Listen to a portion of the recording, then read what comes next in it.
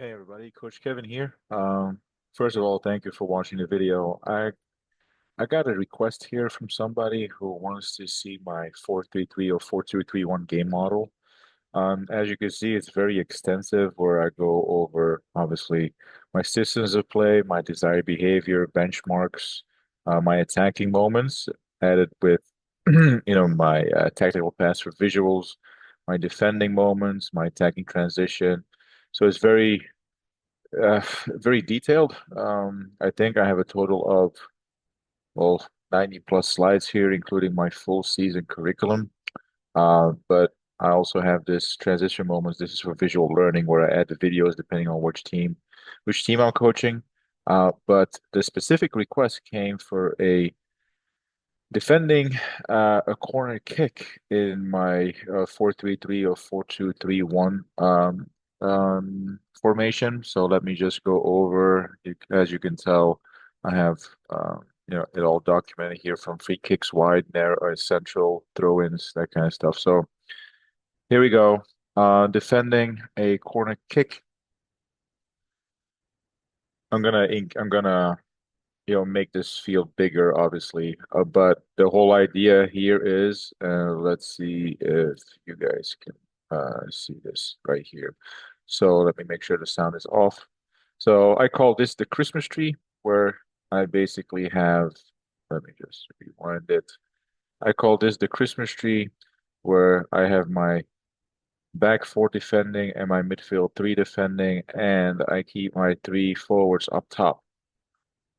So if you keep three forwards up top, what do you think will happen? Right? Those three in a Christmas tree. The other team is going to keep at least three or four in the back, like so. So right off the bat, you're winning a player because I mean they're going to keep players in the back.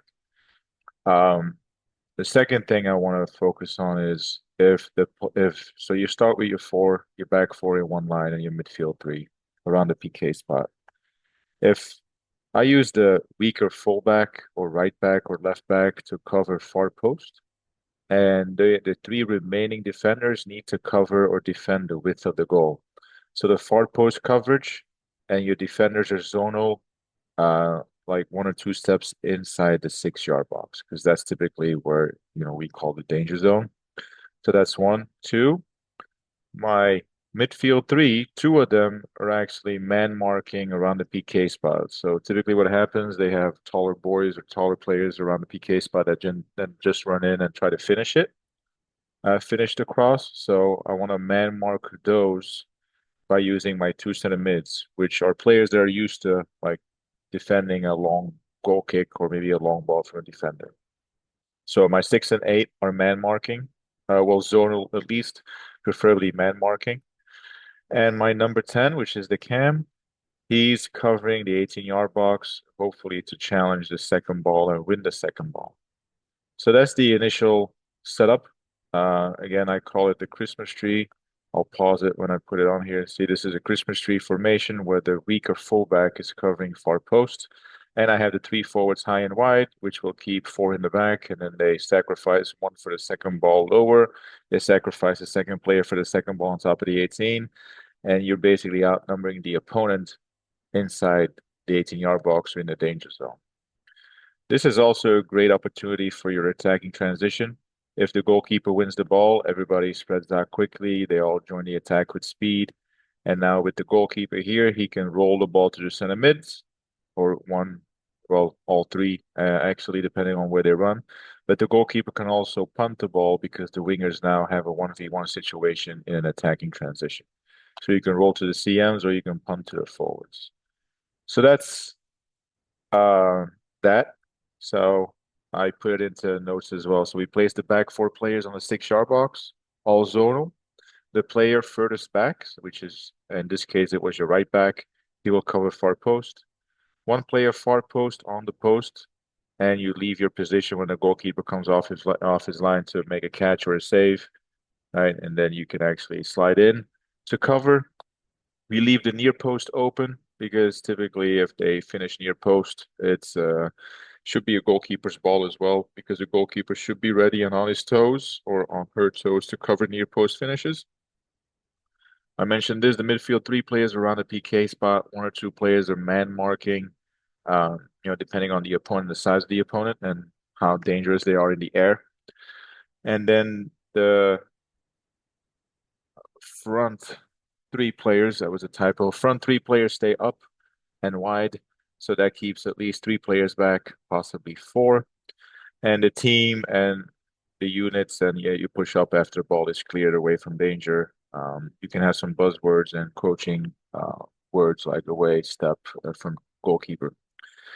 I want to show you guys one more, which is a short corner, where if players go short, then obviously it's the right wing or the left wing near that corner side who drops back to cover for that uh, that player going short. So let me just open it up here real quick. I'm just gonna let it play. It's only 16 seconds. So the Christmas tree, the three forwards, the far post, weaker. So if it's a short corner, the winger will follow the player right there. Right? So that's one that I wanted to mention. Two, let me just replay this one. You also saw that my cam is stepping out because you want to make sure it's even numbers when they do. So pause it. Left back, right back will support the corner to play a short corner, right? At that point, they possibly have a 2v1. When the ball is played, you see that that's the cue for our 10, our cam, to step out to make it even numbers. So now it's a 2v2 situation. And look at this. So my fullback clear the goal line because obviously you want to put them offside as well. And they still have we're still outnumbered the opponent because we have one, two, three, four, five, six plus the goalkeeper inside the box, and they only have one, two, three, possibly four or five in the box. So either field players you can make it 6v5, but you have a 7v5 if you include the goalkeeper. So even if that ball is played, right, you still have numbers up. So this is a 2v2 situation if our cam steps out, and then inside the box, there's a 6v4 situation. Let's say they add their number 8, which makes it 6v5. I'm sorry, 6v4 with the 8 included. If they include another one, like a 6, another fullback, whatever it is, they make it 6v5 inside the box. Regardless, we're still outnumbering them because I mentioned 6v5, but I did not mention the goalkeeper, so it's actually 7v5. So make sure that the two remaining forwards stay high and wide because you want to spread out the defense. So that's typically how we defend corner kicks. And honestly, we have not conceded that many goals. On average, probably I would say between 3 and 5 corner kicks every game. And so far, we've played about 20 something games, only conceded one or two. So the success rate is very high, but obviously it all depends on the focus, the discipline, uh, the work ethics. Are they aware of their role? Are they concentrated? Are they focused? So it's a numbers game. That's what soccer is, a numbers game. So that's where we are right now. I want to, I did not include it in here, but let's say they play a short corner and not with the winger, but with somebody from inside the box that's going over there, then obviously our 10, our can will follow him or her uh, to play short. But that's kind of what it is right now. Like I said, a very high success rate. Um, I post stuff daily basis on my Instagram. So Instagram is at the Scouting Corner. I have a little over 23,000, almost 24,000 followers here. So make sure to follow me. There's some stuff here. I document my full sessions. So week 25, session 74 of the season. I also included the last post was, how to defend a throw in with a 2v1 overload strategy. There's also video on YouTube and Instagram if you want to take a look at it. But again, I always refer to the numbers game. So you want to do a +1. That's the principle where you would try to outnumber the opponent on any given play. If you want to learn more about me, my name is Coach Kevin.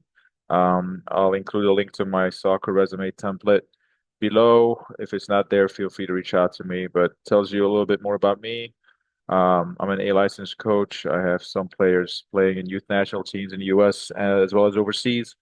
I'm with the Boynton Knights FC. I coach two teams. We also have an MLS Next bracket, and I do opponent analysis and scouting for MLS Next and other professional teams, both in the US as well as Europe.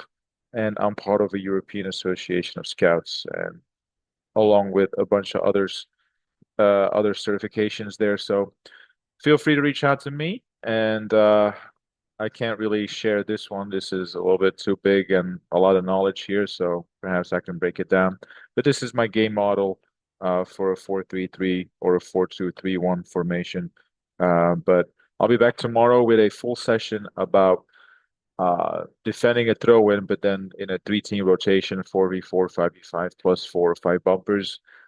So that's a lot of repetitions for the players in question, and you can actually coach them quite a bit with your stop and freeze and demos and show them what you're really looking for in order to be successful in defending third for throw-ins. But feel free to reach out. Instagram at the Scouting Corner, YouTube at the Scouting Corner. Reach out to me, email me. My contact details are all over, so I'm happy to help other coaches. Coach the coaches. Talk to you tomorrow, guys, tomorrow. Thank you.